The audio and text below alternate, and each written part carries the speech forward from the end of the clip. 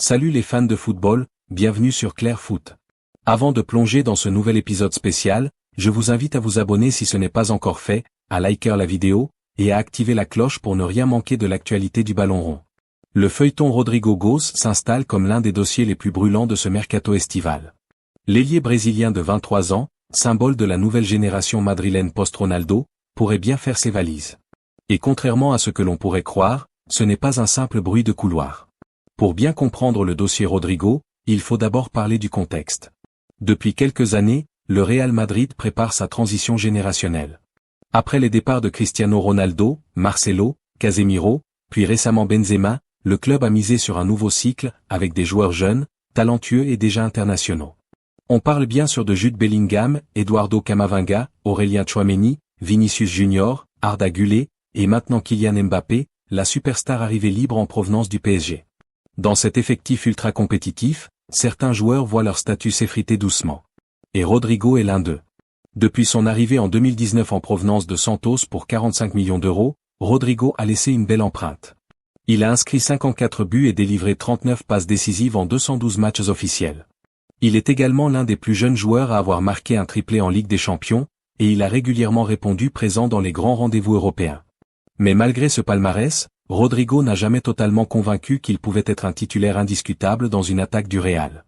L'éclosion impressionnante de Vinicius Junior, installé sur le flanc gauche, combinée à l'arrivée de Mbappé, rend la concurrence féroce. Carlo Ancelotti l'a parfois utilisé comme ailier droit, parfois en faux neuf, mais sans régularité ni véritable continuité. Le joueur commence à ressentir une certaine frustration. Il veut du temps de jeu, un rôle clair, de la considération.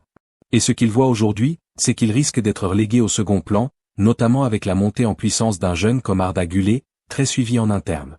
D'après les informations de la Cadena COP, mais aussi confirmées par certains journalistes bien informés en Espagne comme Mario Cortegana, Tottenham aurait fait part de son intérêt. Les Spurs cherchent à renforcer leur secteur offensif, avec un joueur rapide, capable de dribbler, de casser les lignes et de jouer des deux pieds. Rodrigo coche toutes les cases. Il faut dire que Tottenham a un projet jeune, dynamique, emmené par Ange Postecoglou, avec des joueurs comme James Maddison, Heung-min Son ou encore Brennan Johnson. L'idée serait de faire de Rodrigo l'une des têtes d'affiche du nouveau cycle. Malgré tout, le Real Madrid ne compte pas brader son joyau brésilien. Le club considère que Rodrigo a toujours une forte valeur marchande et peut encore exploser ailleurs. Du coup, la direction madrilène a posé deux conditions claires pour envisager un départ. Le joueur doit exprimer publiquement son désir de partir. Pas de transfert forcé, pas de mise à l'écart, c'est à Rodrigo de prendre la parole. Jusqu'à présent, il ne l'a pas encore fait officiellement, mais des proches affirment qu'il commence à s'interroger sérieusement sur son avenir. Le club acheteur doit déposer une offre de 100 millions d'euros minimum. C'est le montant qu'exige Florentino Pérez. Le joueur a une clause libératoire d'1 milliard d'euros, mais Madrid est prêt à le laisser partir pour un prix réaliste, mais élevé. Tottenham n'est pas seul. Des échos venant d'Angleterre évoquent un intérêt de Liverpool, qui pourrait voir en Rodrigo une alternative à Mohamed Salah à moyen terme.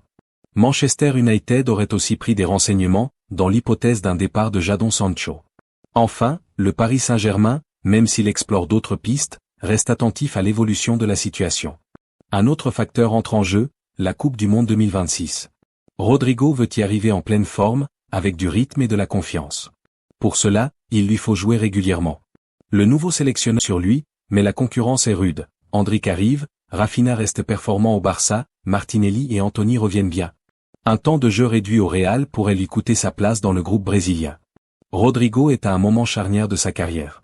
Il a tout pour devenir une star ailleurs, mais doit encore faire un choix crucial, rester dans un Real Madrid où la concurrence est féroce, ou tenter l'aventure dans un club qui lui offrirait plus de responsabilités et de temps de jeu.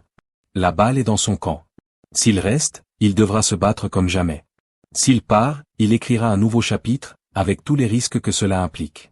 Le dossier est loin d'être clos. Bien au contraire, il ne fait que commencer. Et voilà les amis, c'était le tour complet des infos du jour sur Clair Foot. Si vous avez aimé la vidéo, cliquez sur le pouce bleu, partagez à vos potes fans de foot. Et surtout, n'oubliez pas de vous abonner à Clair Foot.